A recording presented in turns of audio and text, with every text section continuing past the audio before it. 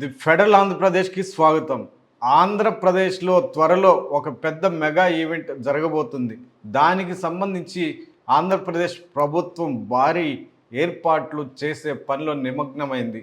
అదే 2027 గోదావరి పుష్కరాలు.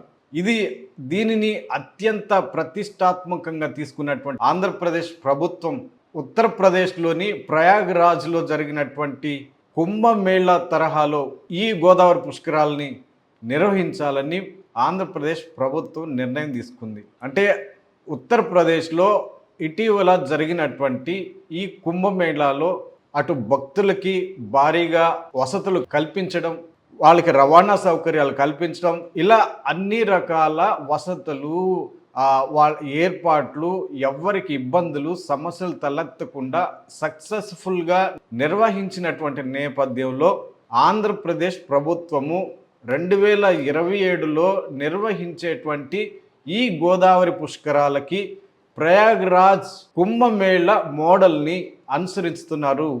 ఆ తరహాలోనే ఇక్కడ భక్తులకి వసతులు, ఇతర సౌకర్యాలు అన్నీ కల్పించే పనిలో నిమగ్నమయ్యారు.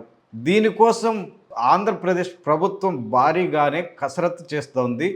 దాదాపు 12 రోజుల పాటు జరిగే ఈ కార్యక్రమాలు, ఈ గోదావరి పుష్కరాలు అంటే జూన్ 26 నుంచి జూలై 7 వరకు ఇవి నిర్వహించనున్నారు. ప్రతి 12 ఏళ్లకు ఒకసారి నిర్వహించే ఈ పుష్కరాలు ఆంధ్రప్రదేశ్ ప్రభుత్వ ప్రతిష్టని దేశవ్యాప్తంగా, ప్రపంచవ్యాప్తంగా ఒక ప్రధాన ఘట్టంగా ఈ పుష్కరాలు చాటి చెప్పే అవకాశం ఉంది.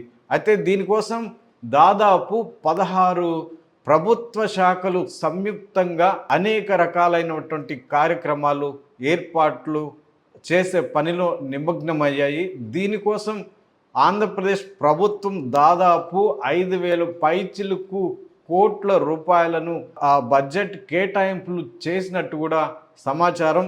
ప్రత్యేకించి గతంలో ఉన్నటువంటి పుష్కర ఘాట్లతో కలిపి అదనంగా మరికొన్ని పుష్కర ఘాట్లు సౌకర్యాలు ఏర్పాట్లు చేస్తున్నారు. మొత్తం 373 పుష్కర ఘాట్లను అయితే అందుబాటులోకి తీసుకొచ్చే పనిలో ప్రభుత్వం నిమగ్నమైంది. దాదాపు 18 పురాతన ఆలయాలను కూడా ఆధునీకరించే పనికి శ్రీకారం చుట్టింది. దీనికి ఆంధ్రప్రదేశ్ దేవాదాయ శాఖ ఇప్పటికే 23 కోట్ల రూపాయలని రిలీజ్ చేసింది. తర్వాత స్నానపు ఘాట్ల నిర్మాణాలు, తర్వాత పాత ఘాట్ల విస్తరణ పనుల కోసం ప్రత్యేకంగా దాదాపు 904 కోట్ల రూపాయలు ప్రతిపాదించారు. భక్తులకు అంటే తరలింపులకు వాళ్ళని తీసుకురావడం, రవాణా సౌకర్యాల కోసం వసతులు ఏర్పాటు చేయడానికి రోడ్ల భవనాల శాఖ కూడా దీనికి పనులు పూనుకుంది. దాదాపు దీనికోసం 678 కోట్ల రూపాయలు, తర్వాత మున్సిపల్ కార్పొరేషన్ రోడ్ల కోసం దాదాపు 456 కోట్ల రూపాయలు కేటాయించారు. తర్వాత విద్యుత్ సరఫరాలో అంతరాయం లేకుండా నిరంతరం సరఫరా చేయడానికి దాదాపు 150 కోట్లు కేటాయించారు. తర్వాత కొత్త సబ్స్టేషన్లు, మౌలిక వసతులు కల్పన కోసం దాదాపు 485 కోట్లు కేటాయించారు. ఉమ్మడి గోదావరి జిల్లాలో దాదాపు 43 పురాతన దేవాలయాలను ఆధునీకరించే పనిలో ప్రభుత్వం నిమగ్నమైంది. దీనికోసం 51 కోట్ల రూపాయలు కూడా మంజూరు చేసింది. ప్రత్యేకించి రాజమండ్రిని ఐకానిక్ టూరిజం సైట్గా తీర్చిదిద్దడానికి కోసం దాదాపు 75 కోట్లు ప్రతిపాదించారు.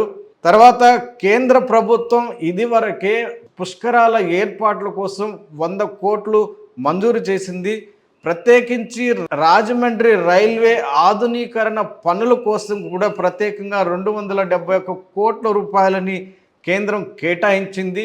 మొత్తం ఓవరాల్గా చూస్తే కోట్లాది రూపాయలు ఈ మెగా ఈవెంట్ అయినటువంటి గోదావరి పుష్కరాల నిర్వహణ కోసం కేటాయించారు.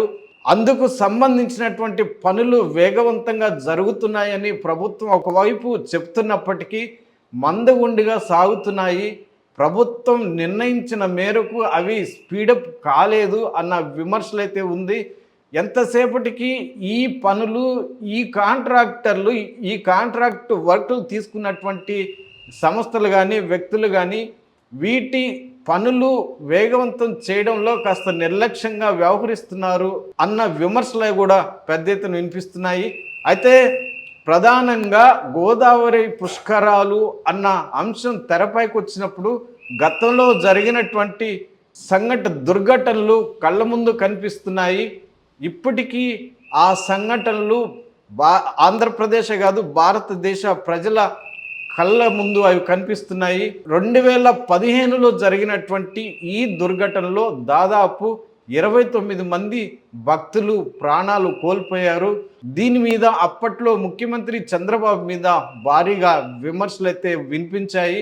అంటే ఆయన కేవలం ఫోటోషూట్ కోసము, ప్రచార ఆర్భాటం కోసం ప్రత్యేకంగా ఒక షార్ట్ ఫిల్మ్ లాంటిది తీసి ప్రపంచానికి తెలియజేసే ప్రయత్నాన్ని చేశారని, అందులో భాగంగా ఈ తొక్కిసలాట జరిగిందని, అందులో 29 మంది భక్తులు తమ ప్రాణాలు కోల్పోయారని, అందులో మహిళలు, వృద్ధులు, చిన్నపిల్లలు కూడా ఉన్నారు అన్న విమర్శలు అయితే పెద్ద ఎత్తున అప్పట్లో వినిపించాయి. అయితే 2027లో నిర్వహించబోయేటువంటి ఈ పుష్కరాల్లో అలాంటి దుర్ఘటనలకు, అలాంటి బాధాకరమైనటువంటి సంఘటనలకు తావు లేకుండా ఎలాంటి చర్యలు తీసుకుంటారు, ముందస్తు జాగ్రత్తలు ఏ విధమైనటువంటివి తీసుకుంటారు, భక్తులకి దాదాపు తెలుగు రాష్ట్రాల నుంచే కాకుండా భారతదేశ వ్యాప్తంగా ఈ 12 రోజుల పాటు నిర్వహించే ఈ గోదావరి పుష్కరాలకి 8 నుంచి 9 కోట్ల మంది భక్తులు హాజరయ్యే అవకాశం ఉంది అని అంచనా వేస్తున్నారు. ఇంత భారీగా తరలి వచ్చే నేపథ్యంలో ఈ కోట్లాది మంది భక్తులకి ఎలాంటి అసౌకర్యం లేకుండా, సమస్యలు తలెత్తకుండా ఎలాంటి జాగ్రత్తలు తీసుకుంటారు అన్న అంశాలైతే ఇప్పుడు ఉత్కంఠభరితంగా మారాయి.